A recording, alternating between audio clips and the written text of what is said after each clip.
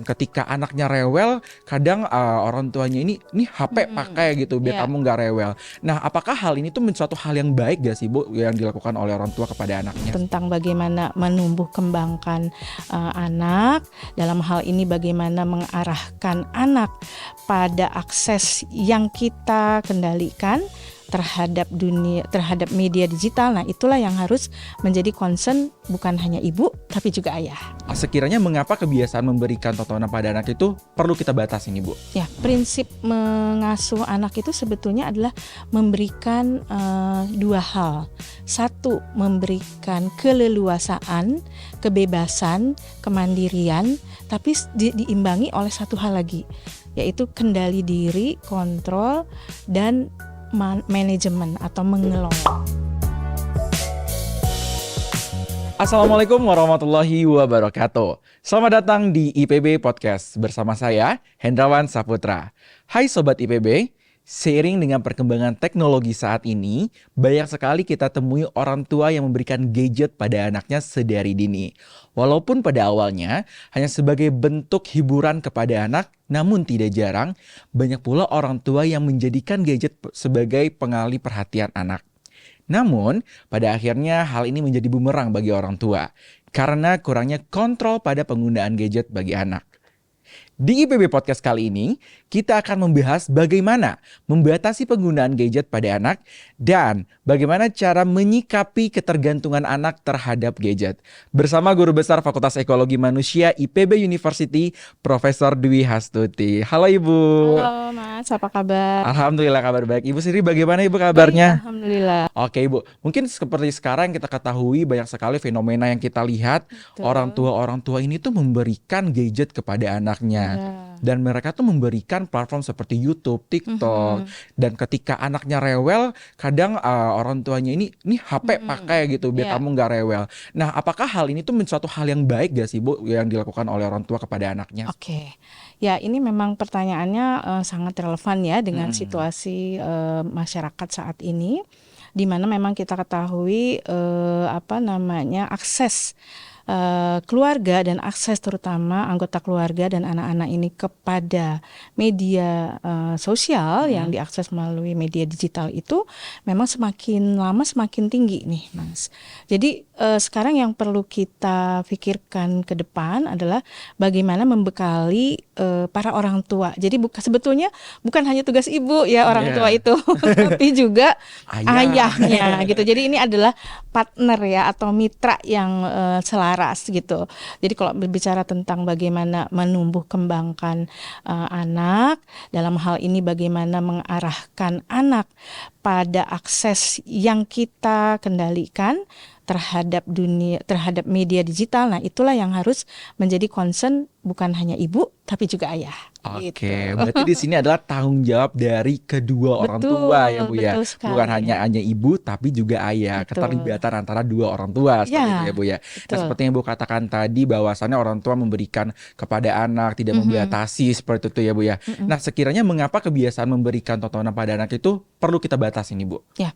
Kenapa perlu dibatasi? Sebetulnya dalam teori yang terkait dengan menjadi orang tua yang hebat, menjadi orang tua yang bijak itu adalah keseimbangan dalam semua hal. Jadi bukan hanya dalam hal terkait tontonan ataupun akses pada di media gadget ya ataupun media sosial, tapi semuanya memang harus dikendalikan gitu. Karena prinsip mengasuh anak itu sebetulnya adalah memberikan dua hal. Satu, memberikan keleluasaan, kebebasan, kemandirian, tapi diimbangi oleh satu hal lagi, yaitu kendali diri, kontrol, dan manajemen atau mengelola itu. Jadi orang tua itu harus membekali itu kepada setiap anak nih. Jadi jangan sampai ada anak yang tidak bisa mengendalikan dirinya sendiri dalam mengakses medsos atau mengakses gadget ya. Nah, oleh karena itu latihannya itu dimulai dari sejak masih kanak-kanak. Oke, Gitu. jadi sebagai orang tua kita harus bisa mengendalikannya ya Bu ya Bu ya. Oke, aku setuju banget sih sama statement itu gitu. Iya. Karena memang kalau kita sebagai orang tua kalau tidak Mm-mm. bisa membatasi hal tersebut kepada anak, Mm-mm. tentunya anak bingung kalau tidak punya arahan Iya. seperti itu ya Bu ya. Kadang Mm-mm. gitu, kadang banyak juga anak-anak, oh iya ibu aku ngizinin kok buat aku main Mm-mm. HP gitu. Mm-mm. Kenapa harus ada yang larang-larang gitu Iya, kan biasanya ya Bu betul. ya. Kira-kira apa sih Bu dampak yang terjadi apabila anak sudah ketergantungan terhadap suatu tontonan nih Bu? Mungkin saya kasih gambaran dulu ya, bahwa anak dapat mengakses tontonan atau gadget atau media digital lain, platform apapun ya, itu tentu boleh. Tapi yang tidak boleh itu adalah berlebihan. Nah, Mm-mm. dalam konteks inilah maka yang harus dilakukan baik ayah maupun ibu adalah memberikan latihan untuk bagaimana anak tidak berlebihan sehingga akhirnya sampai kepada adiksi gitu. Jadi adiksi ini yang berbahaya. Kenapa Mas harus kita kendalikan? Karena kalau dia sudah adiksi maka efeknya kepada anak baik kepada bukan hanya pada fisik ya, mata, kemudian kesulitan tidur, kemudian aneka gejala adiksi yang tampak pada fisik itu antara lain juga akhirnya dia tidak suka makan gitu ya. Akhirnya nanti akan menurunkan seluruh komponen fisik anak. Akhirnya dia karena kurang makan, tidak teratur makan, akhirnya penyakit-penyakit yang berkaitan dengan pencernaan akan muncul. Belum lagi mata ya. Belum lagi kalau dia misalkan sudah sekolah jadi sulit tidur, Iya. tidak, karena ritme tidurnya berubah, terganggu, akhirnya dia telat bangun akhirnya kemudian dia telat sekolah akhirnya banyak sekali kasus-kasus itu muncul karena anak-anak itu akhirnya dengan ketagihan atau adiksi ini mengalami gangguan yang terkait dengan fisik. Nah, akibatnya apa? Akibatnya berentet tuh.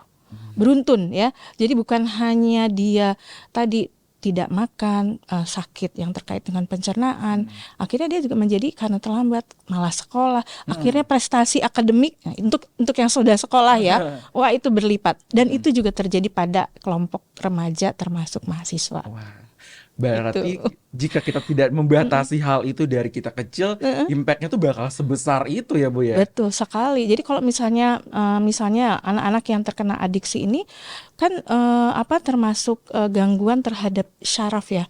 Jadi mata, karena kan terus-menerus mengakses pada tontonan itu terus-menerus tuh tidak sehat sama sekali untuk kesehatan mata ya, sehingga tidak heran kan kalau sekarang itu banyak anak-anak yang masih kecil tapi sudah pakai kacamata gitu. Jadi maka itu ketika anak-anak masih kecil sebaiknya menurut saya sih zero time, no access to gadget. Oke. Nah, tapi kan sekarang banyak sekali nih Bu, kalau misalnya seperti di YouTube seperti itu kan ya. Karena udah ada YouTube Kids seperti itu. Nah, mungkin ini yang menjadi dalih bagi orang tua. Oh, enggak kok, kan dia juga nonton yang tontonan sesuai umurnya dia. Positif Nah, juga positif gitu ya, juga ada gitu. science gitu Oh, ya. padahal ada sometimes juga kayak mikir banyak kok impact buruknya kalau ngasih ini ke anak seperti Ibu jelaskan tadi. Nah, kira-kira dengan adanya seperti tadi YouTube Kids tersebut, itu akan jauh lebih memperburuk keadaan atau seperti apa pendapat Ibu? Ya, sebetulnya kalau ada tontonan khusus untuk anak ya, itu kan memang dirancang untuk dunia anak-anak ya, for the kidhood ya. Berarti itu kan sudah disesuaikan dengan minat, dengan kesenangan anak untuk melihat tontonan yang menarik gitu ya. Itu tentu pasti punya target ya, seperti itu pertimbangan-pertimbangan ketika sebuah tontonan itu dimunculkan untuk anak. Tetapi yang harus dilakukan oleh orang tua, dalam hal ini oleh ayah dan ibu, adalah harus satu ya, memberikan latihan kepada anak untuk bisa mengendalikan atau membatasi. Boleh, tapi dibatasi. Screen time-nya ada ya Bu Ada ya? screen time-nya, dan tentu kalau untuk anak-anak itu harus didampingi. Ya, jadi ini bisa nggak ayah dan ibu mendampingi? Yakin nggak? Atau anak hanya dilepas untuk main sendiri? Nah, ini yang edukasi ini yang perlu disampaikan kepada orang tua. Karena dalam pengamatan kami gitu ya, orang tua itu justru memberikan gadget, tontonan supaya anak asik dan ibu bisa mempunyai keasikan sendiri gitu. Kan itu masalahnya ya. Jadi anak nonton, ibu nonton. Anak nonton, ibu mungkin ngobrol. Anak nonton mungkin ibu arisan atau mungkin melakukan kegiatan-kegiatan yang lain. Dalam banyak kasus seperti itu. Jadi ketika anak diberikan tontonan itu harusnya satu, supervisi, pembatasan dan pendampingan. Itu kalau itu dilakukan, efek apapun yang dilihat oleh anak, tontonan apapun pasti ibu akan tahu atau ayah, dan dengan tahu maka ibu bisa mengoreksi, memberikan penjelasan yang lebih tentang materi tontonan yang dilihat oleh anak itu. Betul sekali. Itu juga sering kali saya lihat di sini sih, Bu, kayak di beberapa platform yang lain juga. Kayak ada kan yang memang tidak ada fitur untuk si kids-nya misalnya gitu, Bu. Kadang mereka yang tidak seharusnya mereka dengarkan terdengar oleh mereka Itu. gitu. Dan mereka karena mungkin cepat kali ya, Bu, menangkap di otak mereka. Jadi mereka mengulang kata-kata yang tidak seharusnya diucapkan oleh anak Betul. seusia mereka gitu Betul, loh, Bu. itu mengapa tadi saya bilang mesti ibu dan ayah itu mendampingi ketika anak itu menonton apapun tayangannya. Even kalaupun dia menonton yang namanya tayangan baby TV, bukan berarti kemudian anak harus nonton sendiri ngeliat TV gitu, nggak boleh. Ya, justru anak kalau seperti itu nanti dia akan memiliki fantasi sendiri Oh, betul. terkait dengan apa yang dia lihat. Kan mata itu merekam, kan mata itu jendela jiwa ya. Betul. Jadi mata itu merekam apapun yang dilihat. Belum lagi tayangan yang menggunakan audio, kan itu kan semakin Cepat ya, Bu, ya. wah iya, dan Iya. itu terekam di dalam alam pikiran anak bawah sadarnya. Itu yang kemudian bisa memicu aneka stimulasi lain gitu ya, Mas, yang mungkin tadi tanpa kendali orang tua itu bisa terjadi. Misalnya dia banyak melihat tontonan yang sifatnya itu stimulated ya, baik secara aggression, misalnya kekerasan, berantem. Misalnya film kartun tapi pukul-pukulan kan ada, banyak game tapi kemudian pukul-pukulan. Nah, itu yang tidak bisa difilter oleh anak sendirian. Ya, jadi pada dasarnya orang tua memang harus membatasi seperti Betul. itu ya, Bu ya. Oke. Nah, sekiranya Bu dari sekian banyak impact yang telah Ibu sampaikan tadi, dampaknya bagi anak, kira-kira nih Bu, apakah itu juga akan mempengaruhi terhadap perkembangan sosial kepada anaknya secara emosional, lalu terhadap fisik, kira-kira tuh yang paling spesifik kira-kira apa sih, Bu? Kalau fisik pasti di mata ya. Oh iya. Mata, karena itu kan beberapa dokter mata juga menyarankan kan sebetulnya tidak boleh menonton tayangan itu lebih dari 20 menit ya, secara terus menerus. Ketika 20 menit harus break dulu. Lihat lagi pandangan 20 meter ke depan gitu ya, seperti itu. Jadi memang ada efek kepada fisik, terutama ke mata. Belum lagi kalau yang gangguan yang terkait dengan tadi, karena anak asik pada tontonan, dia lupa dengan waktu untuk makan, lupa waktu untuk mandi, untuk minum, kan saking asiknya dia nonton, bisa aja ya seperti itu. Kemudian kalau secara emosi itu adalah yang juga paling banyak dikumpulkan oleh para ahli, itu adalah emotion regulation. Jadi anak kepicu gitu untuk melakukan sesuatu yang dilakukan oleh apa yang dia tonton. Nah, itu kan kendali dirinya anak kan masih lemah ya. Nah, dia pikir itu benar gitu karena ada kan di TV atau ada di tontonan itu. Nah, ini yang perlu tadi didampingi dan dikoreksi. Kemudian secara sosial, Mas, wah itu dampaknya besar sekali. Luar biasa ya, Bu. Luar biasa. Menjadikan anak itu tumbuh sendirian di ruang hampa yang berselancar gitu ya, dan dia menggunakan pikiran-pikirannya sendiri. Kenapa? Karena dia tidak berinteraksi langsung dengan objek yang dia tonton. Sementara kalau kita misalnya kita ngobrol gitu kan, kita melihat mata, melihat kemana gitu ya, kemudian kita tuh ada timbal balik. Sementara kalau itu kan cuma satu arah. So, ini yang berbahaya. Keterampilan sosial anak menjadi terpengaruh. Dia tidak bisa berkomunikasi. Bahkan mungkin keterlambatan bicara mungkin terjadi. Dan yang jelas sih kemampuan dia bergaul, bersosialisasi menjadi rendah. Gitu. Itu yang tidak kita pikirkan sebelumnya. Bahwa anak-anak itu jadi asik kok, saya nggak butuh orang kok, saya bisa menjelajah dunia ini tanpa orang lain di sekitar saya. Jadi dia menjadi orang yang inward looking. Ya itu ya. Jadi kehilangan kemampuan bersosialisasi. Kalau dulu misalnya ya saya misalnya hanya bisa melihat tayangan TV itu setelah jam 6 malam. Iya. Karena TV waktu itu TVRI cuman ada satu tayangan gitu. Tapi sekarang anak-anak bersosialisasi dengan dunia Dia dia sendiri yang dia inginkan. Heeh. Gitu. Jadi dia on the click on one way, one click dia udah bisa menjelajah kemanapun yang dia mau. Padahal dunia ini kan bukan hanya yang kita mau. Dunia ini adalah kita tuh diatur oleh skenario yang kadang-kadang nggak bisa kendalikan. Tapi dengan menjadikan anak-anak itu asik dengan dunia digital itu yang paling berbahaya. Jadi dia asik dengan dirinya sendiri. Jadi seperti anak-anak yang autis, socially autism, social autism itu yang terjadi, Mas. Gitu. Jadi akhirnya dia asik dengan dirinya sendiri, dia nggak merasa butuh sama orang lain. Bahkan ini saya belum meneliti ya, tapi kemungkinan ada dugaan juga kenapa anak-anak remaja dan orang dewasa muda sekarang itu tidak mau banyak bergaul dengan orang lain, menutup diri, kemudian juga punya punya kecenderungan untuk menunda waktu menikah. Itu ada kemungkinan karena mereka sudah asik dengan dirinya sendiri, antara lain dengan menjelajah berselancar melalui media sosial dan dunia maya gitu. Gitu Mas. Jadi itu efek yang tidak langsung loh.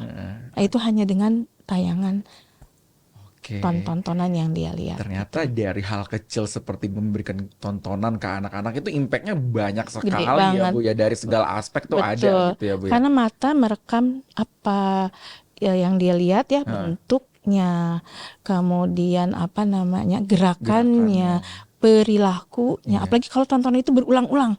Itu lama-lama dia akan bisa menjadi orang yang dia tonton tiap hari. Gitu.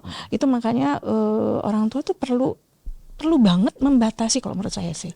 Supaya anak bisa tahu bahwa ini hanya dunia yang di ruang ini, tapi dunia yang sebenarnya itulah masyarakat sekitar di mana dia butuh mereka. Jadi interaksi menjadi banyak.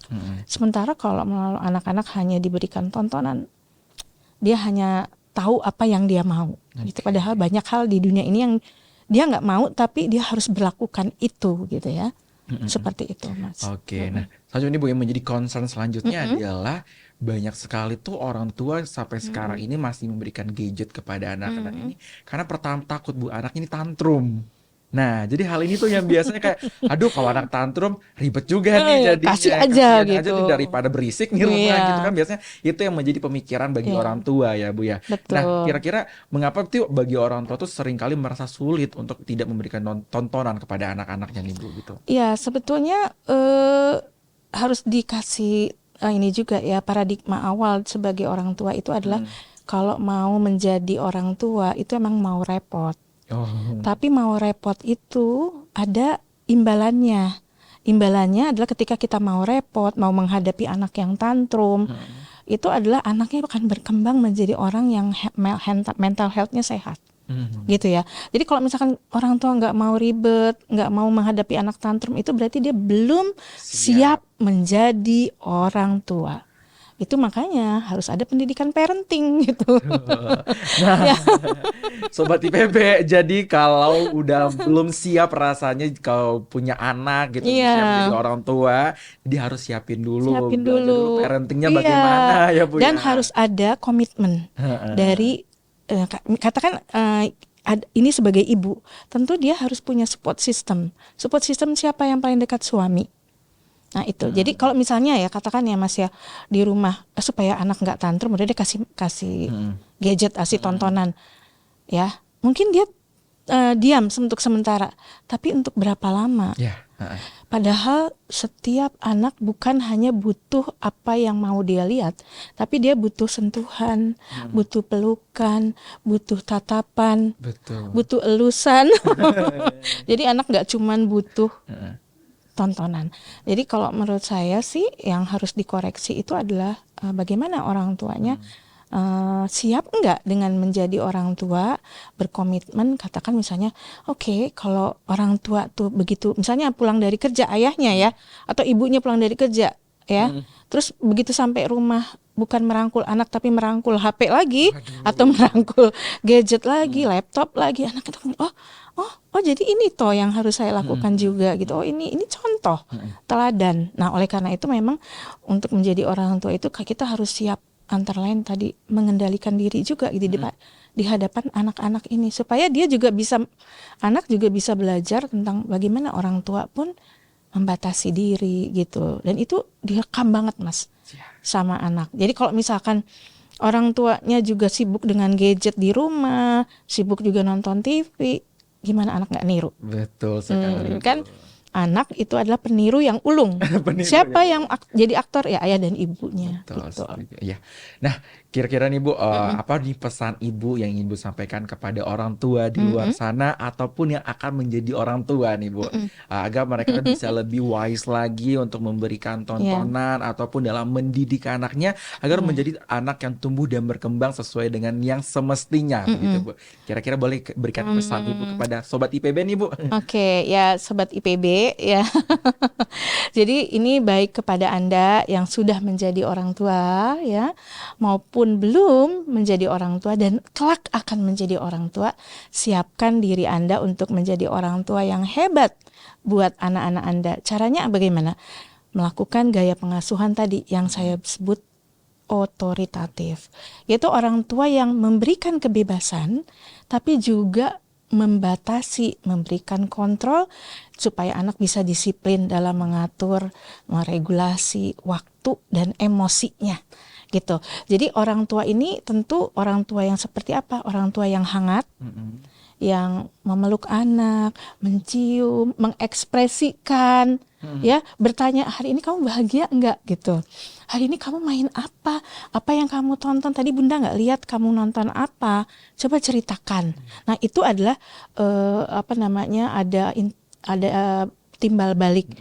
Orang tua memberikan komunikasi, menyampaikan sesuatu dan anak pun memberikan komunikasi balik. Nah itu yang harus dilakukan. Jadi dari kecil biasakan anak itu terbuka, ya. Jadi kalau itu dilakukan Mas, jadi kalau gaya pengasuhan itu dilakukan, jadi orang tua anak tahu bahwa orang tuanya memberikan perhatian, tapi juga bukan berarti kemudian membatasi banget, tapi berikan kemandirian kepada anak untuk memutuskan bahwa misalnya, oh iya, hari ini tontonan ini terlalu nonton terlalu banyak, berarti aku harus batasi. Atau aku nonton tayangan yang seperti ini bagus nggak mah? Itu tuh harus ada diskusi. Karena ini ada dugaan juga bahwa anak-anak remaja mendapatkan pengetahuan tentang kesehatan reproduksi bukan dari ibunya, tapi dari tontonan yang dilihat di media tontonan itu ya. Sekarang kan sangat terbuka ya. Oleh karena itu maka dari kecil biasakan orang tua itu memberikan kendali kepada anak-anaknya, tetapi juga harus kasih sayang dengan kelembutan, kata-kata yang baik, supaya anak percaya. Betul. Gitu, supaya anak percaya bahwa apa yang disampaikan si orang tua ini kepada mereka itu bukan untuk kepentingan dirinya, bukan untuk kepentingan orang tua, tapi untuk kepentingan dirinya sendiri, begitu. Nah, itu dia Sobat IPB pesan dari Prof. Dwi hari ini, bahwasannya ketika teman-teman sudah menjadi orang tua, jadilah orang tua yang memberikan kebebasan, tapi juga harus bisa membatasi, seperti itu. Luar biasa sekali Ibu sharing kita hari ini. Mungkin bagi banyak orang di luar sana yang belum aware terhadap hal ini, lebih aware lagi setelah mendengarkan podcast kita hari ini. Mudah-mudahan Bu, ya.